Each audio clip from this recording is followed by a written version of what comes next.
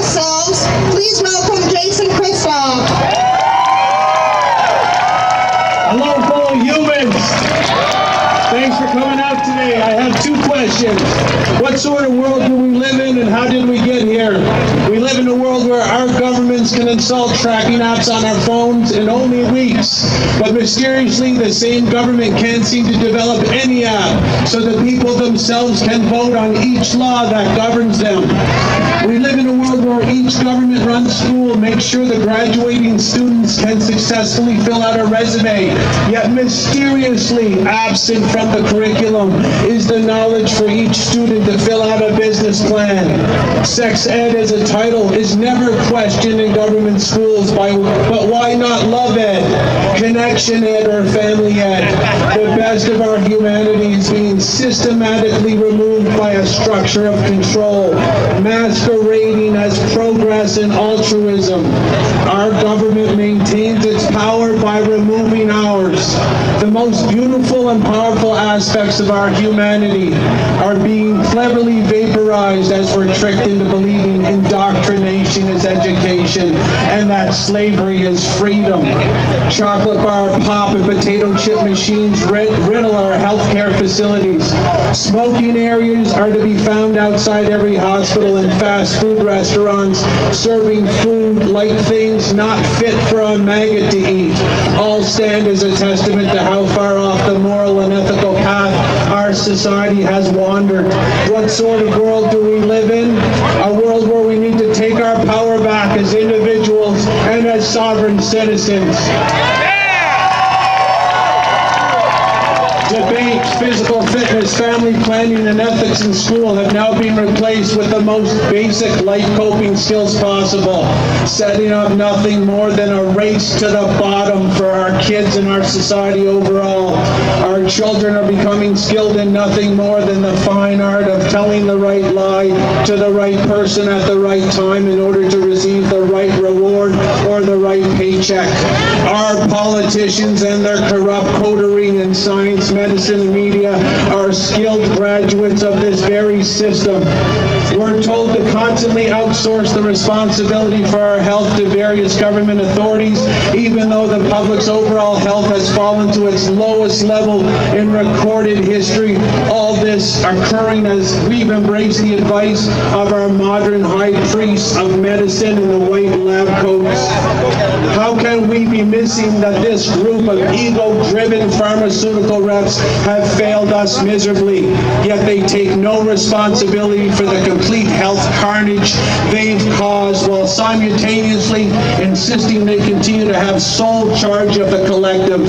I don't take financial advice from the poorest person in the room, and I don't take health advice from misleaders who can't produce healthy outcomes.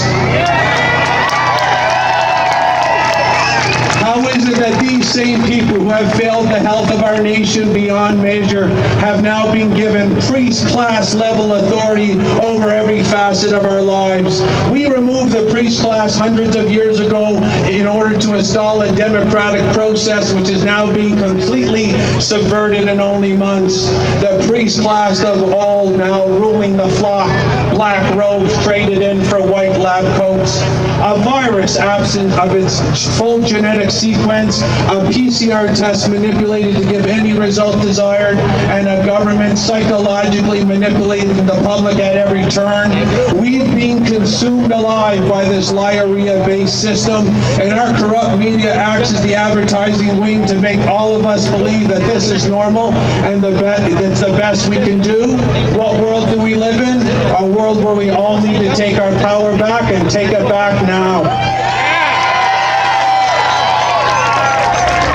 When children are born into our culture, we can't slather toxins into their eyes fast enough, plant the umbilical cord before it delivers our children what they need to thrive, or inject poison into our newborns before the first 24 hours has passed.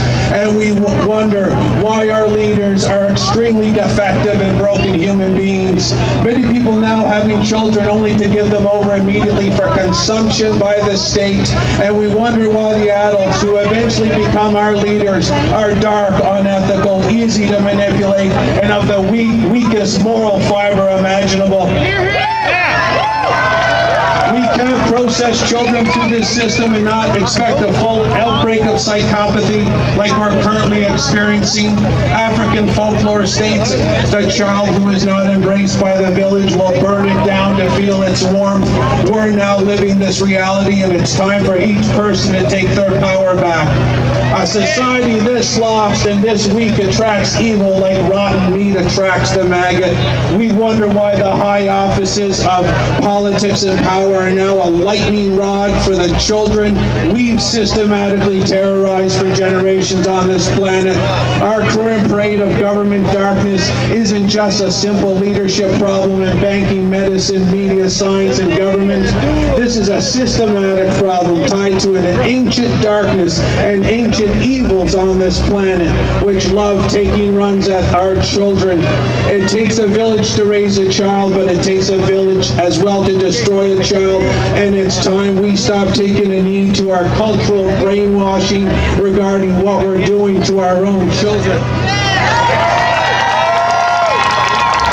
We've forgotten how to identify evil and why we need to face it. By their fruits you shall know them, and it's beyond obvious that we are skirting this most simple analytical tool in order that we gain valuable insight into this COVID Hollywood production made of pure air and propaganda campaign unlike any other in human history. It's enough to make Satan himself blush and turn red with envy. These defective and broken people who are now leading this worldwide attack on humanity are mere products of a society that terrorizes and handicaps its own children. We've created these defective systems and the broken leaders who occupy its hierarchy. I'm getting the nod. These extremely broken children are now our broken and defective misleaders in science, medicine, and government, and they are completely right with the darkness we've placed into them. I'm going to skip here. Turn off your TVs, reject the mental poison flowing out of your screens, which is designed to trap us all in a false reality. Reject the chemical poisons as well. This is how you take your power back. You can't farm lions, only lambs. These mental and chemical poisons are all designed to keep us as lambs, primed for the slaughter. It's time to remember that we are lions, and it is time to chase the government and medical hyenas out of the Pride Land once and for all. We have lots of work to do, and we are the group sent here to do it. This is our job, and we accept this charge. Forces of good drive our mission from the great beyond. We are not alone.